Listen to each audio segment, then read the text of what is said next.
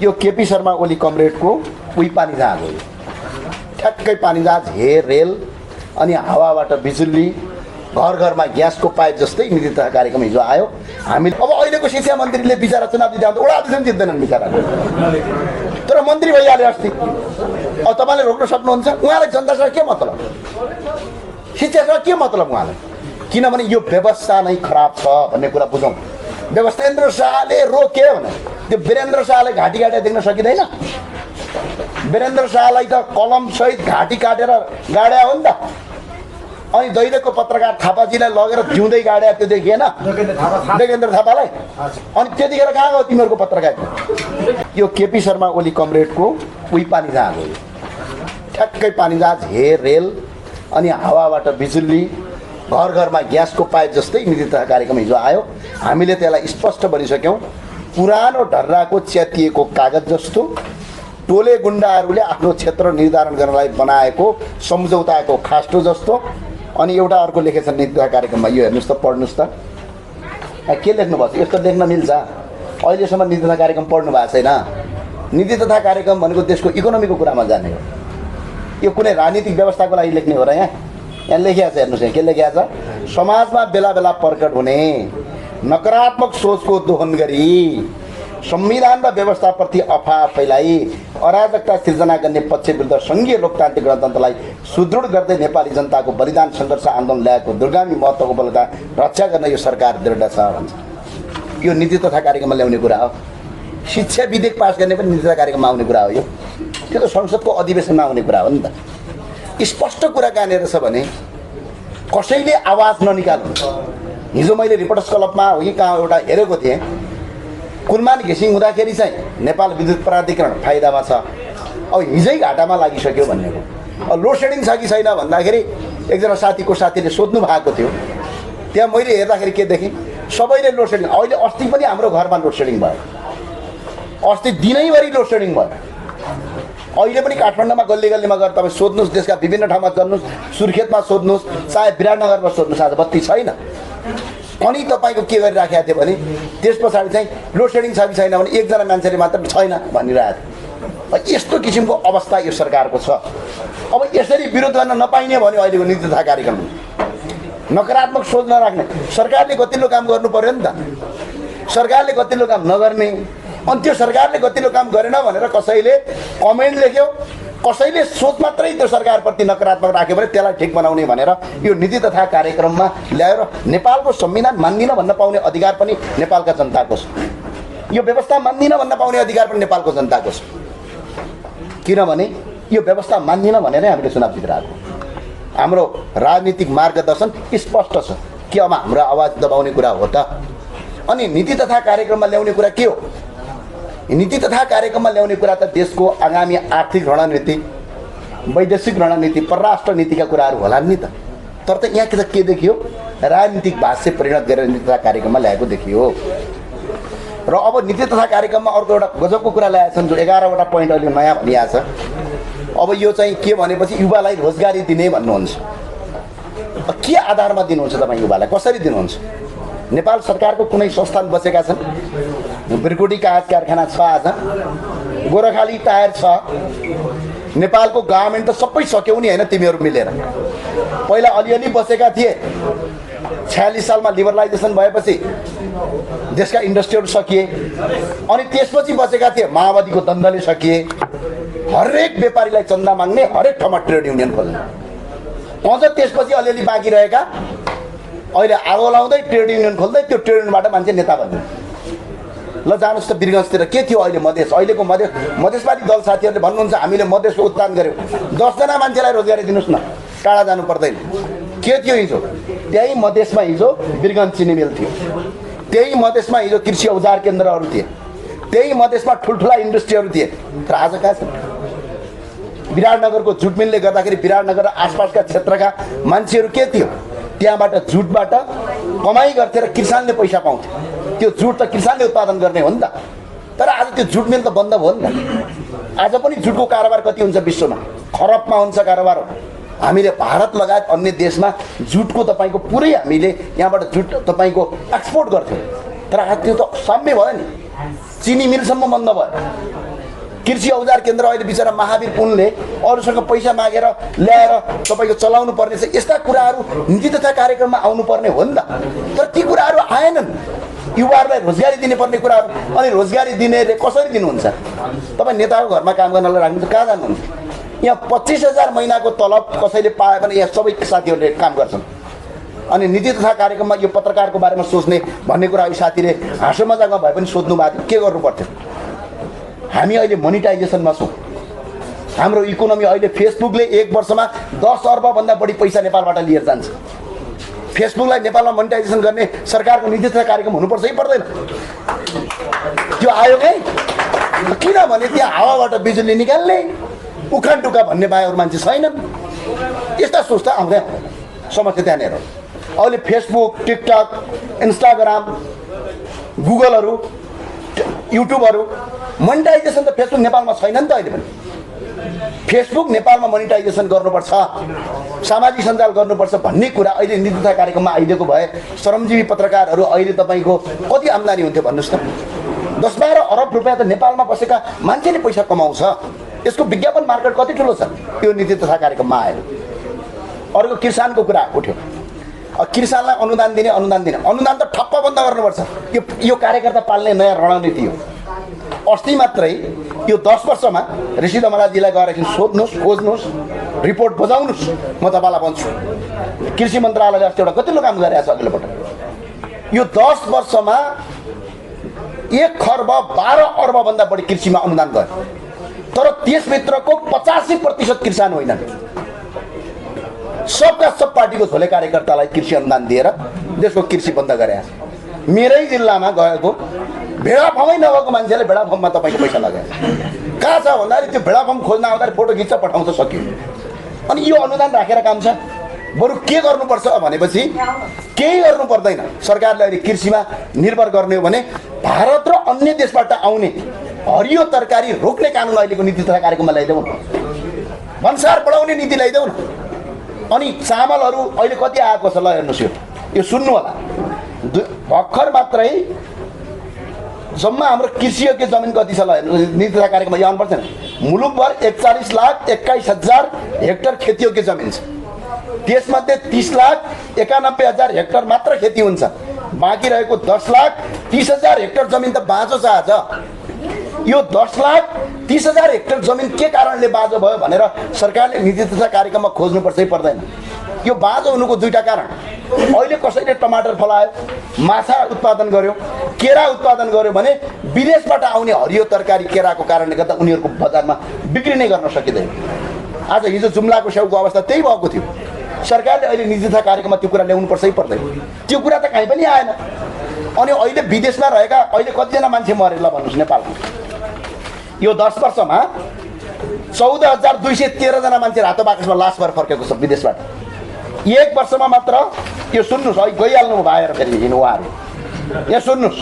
1 वर्षमा मात्र अघिल्लो वर्षमा मात्रै 7,41,000 मान्छे विदेश गयो भने यो वर्ष मात्र फर्म भर्नेको सङ्ख्या झन्डै तपाईँको कति भन्छ 8,11,390 जना छ विदेश जान पाउँ भनेर हरेक वर्ष। यो युवासँग कार्यक्रम गर्नै पर्दैन। यो नाटक रमिता किन गर्न पर्यो? एयरपोर्ट आएर कार्यक्रम गरे हुन्छ केपी ओलीले, त्यही छ नि युवाहरू। यस्तो अवस्थामा नीति तथा कार्यक्रम युवाका लागि आउनुपर्ने हो नि, होइन? अनि के आधारमा यिनीहरूले नीति तथा कार्यक्रम ल्याउँछन्? अहिले युएसआइडीले फन्ड रोकिसक्यो। वैदेशिक ऋण कति पुग्यो अहिले? 26 खर्ब 11 अर्ब पुग्यो। जबकि हाम्रो जिडिपी अहिले 57 खरब 4 अर्ब छ। कुल राष्ट्र उत्पादनको 44.44% त अहिले तपाईँको हाम्रो जिडिपीको तपाईँको वैदेशिक ऋण छ। यो ऋण ल्याएर देश बनाउन सकिन्छ? अब यस्तो के अरे फर्चोल खर्च, भ्युटारहरू बन्द गर्ने, जहाँ खर्च लाग्दैनन् त्यहाँ चाहिँ रोक्ने, विकास निर्माण उत्पादनशीलमा तपाईँ खर्च गर्नुपर्ने, यो नीति तथा कार्यक्रम आउनुपर्नेमा नीति तथा कार्यक्रम चाहिँ कस्तो किसिमको आयो भने राजनीतिक प्रतिशोध साट्ने केही छैन। एउटा कर्मचारीले गयो, लेख्यो, टाइपिङ गर्यो, बुझाइदियो, अब मन्त्रीले पढ्न जाने पो पढ्छ नि त बिचरा। समस्या त्यही छ, होइन? अनि आएर नीति तथा कार्यक्रम आयो। अर्को एउटा गजबको कुरा देखेँ नीति तथा कार्यक्रममा, खेलकुदलाई प्रोत्साहन गर्ने भनेर भनेछन् यिनीहरूले। केही गर्नु पर्दैन। खेलकुदलाई प्रोत्साहन गर्ने कार्यक्रम ल्याउनका लागि अहिले केही पर्दैन। कर्णालीको राष्ट्रिय खेलकुद आयोजना कर्णालीमा हुने, त्यो आयोजना गर्न सकेको छैन यो सरकारले। अनि तपाईँको खेलकुदको कुरा गरेर हुन्छ। त्यो भएको हुनाले नीति तथा कार्यक्रममा जुन विषयवस्तु आउनु पर्थ्यो त्यो विषयवस्तु आएन र फेरि आउँदा पनि आउँदैन। किन आउँदैन भने जनतासँग के मतलब छ यो सरकारलाई?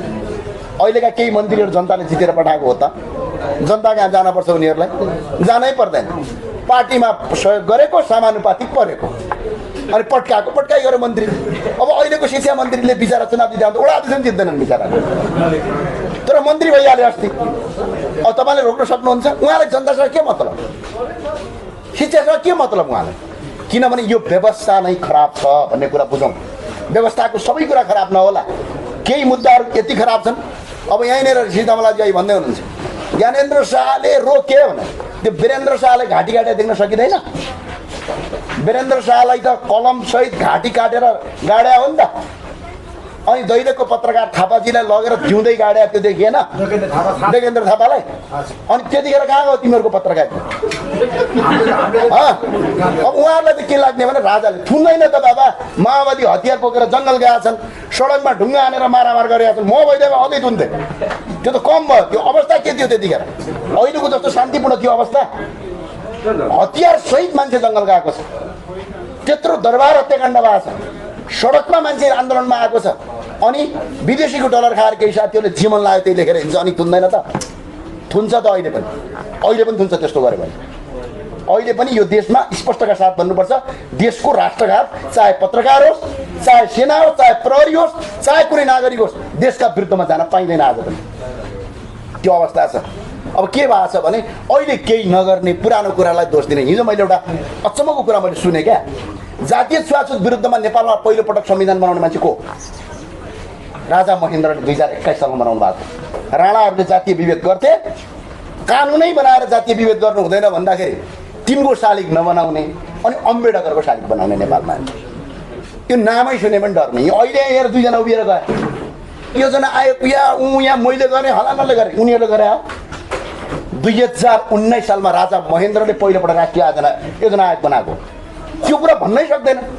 भन्यो भनेपछि त जनता राजावादी भइहाल्छन् कि जनता राष्ट्रवादी भइहाल्छन् कि? भयो भने रोटी सेकिँदैन, बिचरा भोलि चुनावैमा जान गाह्रो पर्छ भनेर सत्य कुरा पनि बोल्न सक्ने अवस्था छैन नेपाल। अनि यसलाई पत्रकारिता भन्नुहुन्छ, यसलाई पित्रकारिता भन्छ, यो पत्रकारिता भन्दैन। त्यो भावनाले साथीहरूलाई मैले अनुरोध अपिल गर्न के चाहन्छु भने अहिले पनि हामीले स्पष्टका साथ अहिलेको नीति तथा कार्यक्रममा यो उठाउनु पर्ने कुरा, यसमा बहस गर्नुपर्ने कुरा केही पनि छैन साथी। यो केही पनि छैन। हा हु हे हो आउँछ।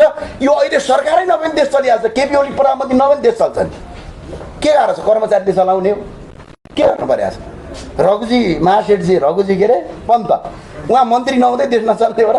मन्त्रीबाट हाइटमा घर पढ्नु यसरी नै चल्छ शिक्षा क्षेत्र। यो किनभने यो व्यवस्थाले चाहिँ के गर्छ, जनताको जनप्रतिनिधिलाई कमजोर बनाएको छ। नयाँ पोलिसी ल्याउन सकिन्छ? अब हिजो 3 तहको सरकारमा केपी ओली बडा बाटो रहेछन् मान्छे, राष्ट्रपतिलाई सम्म यो लेखेर बोल्न लगाइदिए ल।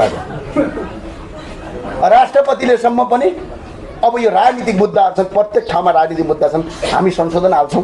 तर के छ भने स्पष्टका साथ जुन दिन जनताबाट प्रत्यक्ष निर्वाचित कार्यकारी प्रधानमन्त्री हुँदैन तबसम्म यो देश चल्ने यसरी नै हो। बिचौलिया खुसी हुन्छ, जनता खुसी हुँदैन। टाढा जानु पर्दैन, एयरपोर्टमा जानुहोस् न कति छ मान्छे। खै त के आयो नीति कार्यक्रम? देशभरिको उद्योग खोल्ने आयो कहीँ?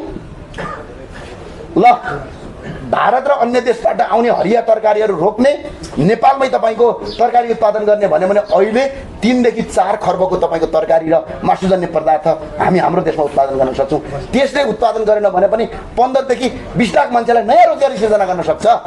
त्यो नीति तथा कार्यक्रममा आयो। ल गएर अहिले चाहिँ हेर्नु त हाम्रो छिमेकी राष्ट्रको नीति तथा कार्यक्रम पढ्नुहोस् त, कस्तो आउँछ? जीडीपी कसरी लिने, ट्याक्सेसन कसरी लिने, इन्टर पोलिसी कसरी बनाउने। अब हिजो यिनीहरूले परराष्ट्र नीति लागू गर्ने भन्छन्। परराष्ट्र नीति के को आधारमा हुन्छ? परराष्ट्र नीति पञ्चशीलताका आधारमा हुन्छ। तर परराष्ट्र नीति त्यो छ, त्यो पञ्चशीलताका आधारमा पनि महेन्द्रले स्थापना गरे हुनाले त्यो नाम पनि लिन सक्दैन। त्यसो भने त देशमै नबस हो, त्यो देश चाहिँ राष्ट्र संस्थाले नै बनाएको देश हो। त्यो चाहिँ आपत्ति मान्नुपर्ने विषयवस्तु छैन हो। केही व्यवस्थाहरू सही थियो होला, केही व्यवस्थाहरू गलत थियो होला, त्यो अर्को कुरा हो। इतिहास हो। आज यो देशमा तपाईँ कहाँ पनि देखाएको छैन ऋषिजी, पृथ्वीनारायण शाहको तस्बिर लाउनुहोस्। यो पृथ्वीनारायण शाहको दिव्य उपदेशमा जनता र राजा मिलेर बनाएको देश हो, गणतन्त्रले बनाएको देश होइन यो। किनभने त्यो कारणले गर्दाखेरि इतिहासलाई तपाईँले रक्षा गर्नुभयो, इतिहासलाई माया गर्नुभयो भनिसकेपछि ऊ यहाँ रहेछ क्या हो त्यहाँ। ल धन्यवाद छ तपाईँलाई। यो हुनाले साथी हो नीति तथा कार्यक्रममा खास युवाका लागि चाहिँ त्यस्तो कुरा केही पनि आएको छैन। ल मैले भन्न खोजेको कुरा एउटा बुझेँ अर्को, जस्तै के हो भने भोलि कहीँ कुनै ठाउँमा मुसलमानप्रति कहीँ हिन्दू आतङ्क र अतिवादीहरूले आक्रमण गऱ्यो भने यहाँ विश्व हिन्दू महासङ्घले विज्ञप्ति निकाल्नुपर्छ क्या, किनभने त्यो भयो भनेको चाहिँ धार्मिक सहिष्णुता अझ जीवित रहन्छ। तर जम्मू काश्मीरमा त हिन्दू भन्दै मारिया हो नि त, यो कुरा सत्य हो नि त। त्यो भनिसकेपछि नेपालको मुस्लिम आयोगले चाहिँ एउटा विज्ञप्ति निकाल्नु पर्यो भनेको कुरालाई लिएर टाउको दुखाउनुपर्छ। होइन भने त त्यो आयोगलाई सरकारी पैसा दिएर राख्नुपर्ने अर्थ के त? मैले भन्न खोजेँ यति हो। यो कुरा पनि चित्त बुझ्दैन भने बोल्दै नबोल्ने भन्ने कुरा हुन्छ। फेरि कस्तो राम्रो कुरा हुन्छ भने यो देशमा एउटा कुरा तपाईँले बुझ्नुहोस्, कुनै पनि ठाउँमा अन्य कुनै धर्मावलम्बीले जस्तै मानव उदाहरणका लागि भोलि बङ्गलादेशमा अस्ति हिन्दूहरूमाथि आक्रमण भयो, अर्थात् तपाईँको भोलि नेपाली मारिए नि त, जस्तो कहाँ मारिए? इराकमा मारिए नि त 12 जना। प्यालेस्टाइनद्वारा तपाईँको 10 जना नेपाली त भर्खर इजरायलमा मारिए नि त। ती नेपालीको के दोष थियो? उसको लडाइँ त इजरायलसँग थियो तर नेपालीसँग त थिएन नि त। अहिले पनि यहाँ हाम्रो देशमा हाम्रा यी विद्रोही समूहले सुदूर नेपाल जस्तो अब हाम्रो देशमा अब यही देशमा मानव उदाहरणका लागि हाम्रो यहाँ देशमा गृहयुद्ध भयो हिजो माओवादीका पालामा, तर विदेशी मारिँदैन, किनभने त्यो विदेशी मार्नका लागि त्यो देशसँग दुश्मनी हुनुपर्छ। तर हाम्रा 10 जना नेपाली त इजरायलमा प्यालेस्टाइनले त मार्यो त। अहिले पनि विपिन जोशी त बेपत्ताको सूचीमा हुनुहुन्छ नि त। अनि त्यो प्यालेस्टाइनीलाई समर्थन गरेर सडकमा आन्दोलन गरेर तिनलाई चाहिँ आतङ्कवादी नभनेर के मैले राष्ट्रवादी भन्ने, म आतङ्कवादी नै भन्छु।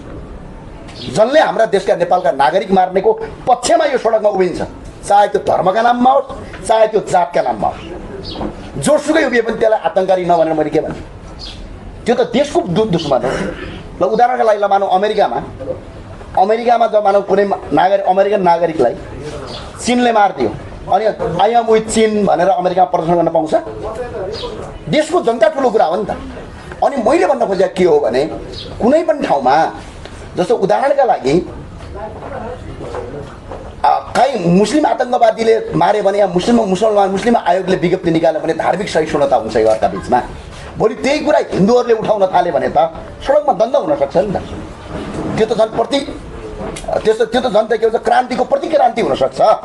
त्यो भए हुनाले मैले जस्तो मानव उदाहरणका लागि भोलि कुनै ठाउँमा मुसलमानलाई चाहिँ तपाईँको हिन्दू धर्मावलम्बीले मार्यो भने विश्व हिन्दू महासङ्घले विज्ञप्ति निकाल्नुपर्छ, किनभने हामी नेपाली चाहिँ के भने धार्मिक सहिष्णुताका साथ बस्नुपर्छ भनेर बोलेको कुरा लिएर संसदमा बोल्दै थिएँ, कहाँ बोल्दै थिएँ। जे गर्नु छ गर, के छ सत्य त्यही। हस् धन्यवाद। तपाईँहरूले चाहिँ व्यवस्था परिवर्तन गर्छौँ भनेर लागि पर्नु भएको छ, तर हिजोको नीति तथा कार्यक्रममा व्यवस्था विरोधी गतिविधि गर्नेलाई चाहिँ सरकारले चाहिँ रोक्छ भनेर जुन आएको छ, तपाईँहरूले चाहिँ त्यसलाई कसरी प्रतिवाद गर्नुहुन्छ? अब यसो नि, अब हामी डरपोक होइन के अरे, लडेरै आएको लडेरै बस्छौँ, के फरक पर्छ यसमा? केही फरक पर्छ? पर्दैन। अब उहाँहरूले ल्याए पनि केही फरक पर्दैन, हामी संशोधन हाल्छौँ, अन्य साथीहरूसँग सहयोग लिएर जान्छौँ। त्यो भयो भने हामी बोलिरहन्छौँ। तिमीहरूले सक्छौ भने हाम्रा साथीहरू अहिले थुनिया छन्, रविन्द्र मिश्रजीलाई आज पनि थुनिया छन् यिनीहरूले। सक्छौ थुन, भोलि हाम्रो सत्ता आयो भने तिमीहरूले गलत गरेर तिमीलाई थुन्छौ, तगिको त अरू के भन्नु बराबर। मानिस एउटा प्रश्न यहाँले संविधानको कुरालाई स्मरण गर्दै भन्नुभयो समाजवाद उन्मुख राज्य व्यवस्था हुने भनिरहँदाखेरि तपाईँले फेरि त्यसलाई व्याख्या गर्नुभयो। त्यो भनेको सरकारले लगानी गर्ने, विदेशी लगानी देशमा नहुने, सम्पूर्ण लगानी सरकारको हुने भनेर तपाईँकै व्याख्या रह्यो। त्यसमा तपाईँको आपत्ति रह्यो। अर्को फेरि त्यहीँ उल्लेख छ निजी क्षेत्रलाई पनि प्रवर्धन गर्ने भनेर फेरि यो दोहोरो व्यवस्था भयो भनेर फेरि तपाईँले आपत्ति जनाउनु भयो। र अर्को फेरि तपाईँको माग रह्यो सरकारी लगानीमा रहेका उद्योगहरू राज्यले विगतमा बेच्यो भनेर फेरि आपत्ति पनि रह्यो। तपाईँको आफ्नै बुझाइ क्लियर छैन र यस्ता अभिव्यक्ति बारम्बार आफैलाई खण्डित गर्ने दिइरहनु भएको छ भन्ने मेरो बुझाइ। तपाईँको बुझाइ के हो भन्नुहोस् त? त्यो तपाईँको बुझाइ हो, मेरो बुझाइ होइन। समाजवाद उन्मुख अर्थतन्त्र भने के भने गुगलमा गएर खोज्ने, त्यसको मिनिङ पढ्ने। मैले भने गलत छ भने त्यहाँनिर प्रतिक्रिया गर्ने। राज्य समाजवाद उन्मुख हुनुपर्छ कि पर्दैन? आवश्यकतै छैन, किनभने अहिले निजी लगानीहरू अगाडि बढाउनुपर्छ। समाजवाद उन्मुख अर्थतन्त्र भने तपाईँको मोबाइल पनि चलाउनु पाउँदैन तपाईँ, सरकारी लगानी हुनु भयो। अनि ल मानव उदाहरण लागि तपाईँले पाउँदैन नि, किन तपाईँले मिडिया चलाउनु भएको छ, त्यो मिडिया पनि सरकारको हुने भन्छ। सम्भव छ त? समाजवाद उन्मुख होइन, हामीले जसरी पनि लगानीकर्ताहरू भित्र आएर लगानी गर्ने हो देशमा। नेपालभित्रकै लगानीले लगानी गरौँ। जुट मिल राज्यले निजीकरण गर्यो भनेर किन फेरि तपाईँहरूले चिन्ता होइन, समाजवाद उन्मुख अर्थतन्त्र भन्ने कुरा चाहिँ माथि लेखिसकेपछि तल फेरि निजी लगानी गर्नुपर्छ भन्ने कुरा लेख्नु हुँदैन कि, किन दोबाटे भयो नि त त्यो कुरा हो। त्यो तपाईँले अब बुझ्नुभयो, तपाईँको कुरा हो। मैले अब तपाईँलाई पढाउने कुरा नि भएन, सत्य कि त्यही हो। भनेपछि तपाईँ निजी क्षेत्रको प्रवर्धनको पक्षमा हुनुहुन्छ होइन? निजी क्षेत्रहरू अगाडि बढेन भने पछाडि त अनि देश कसरी भन्छ? संसारका सबै देशहरू पनि निजी क्षेत्र हट्यो। सरकारी लगानी आवश्यक। अब उत्तरको चीनले पनि निजी क्षेत्रलाई अगाडि बढाएको छ। अहिले तपाईँ अलिबाबा.com हेर्नुहुन्न के सरकारको लगानी हो त? अनि एमाजोन सरकारको लगानी हो, एप्पल सरकारको लगानी हो, टाटा सरकारको लगानी हो, अनि रिलायन्स सरकारको लगानी हो र? सरकारले त्यसलाई कन्ट्रोल गर्ने हो, त्यसलाई निर्देशन गर्ने हो, त्यसलाई देशको हितभन्दा बाहिर जान दिने होइन। कर तिराउने हो, सरकारको नीतिमा ल्याउने हो। तर अब सरकारले नै गर्न सक्ने त कसरी हुन्छ? यहाँ यो देशमा ऋणै तपाईँको 26 खरब पुग्यो, कसरी चलाउँछ?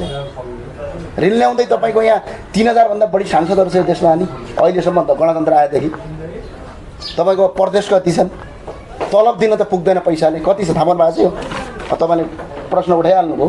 यो चालु आर्थिक वर्षमा वित्तीय खर्च र चालु खर्च गरेर 15 खर्ब 7 अर्ब 84 करोड भएको छ।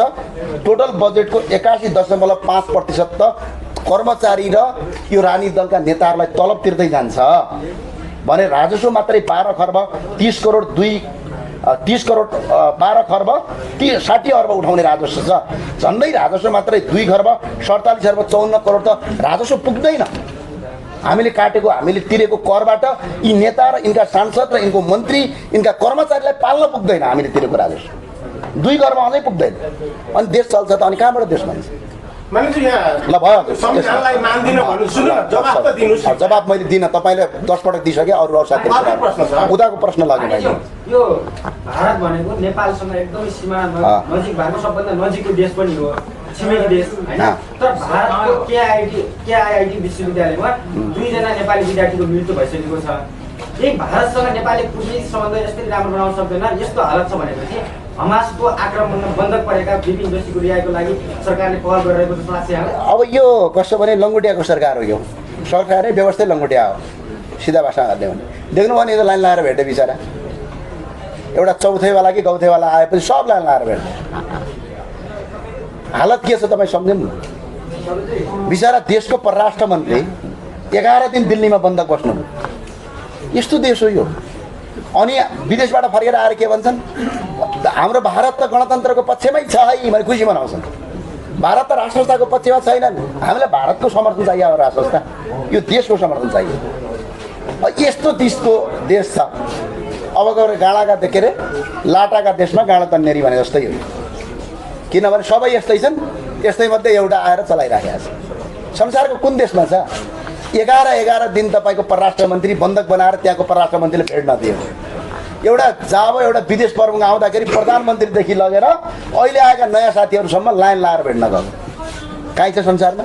यही देश आउनुहुन्छ भने त्यो भएन। हस्, धन्यवाद, धेरै धेरै धन्यवाद।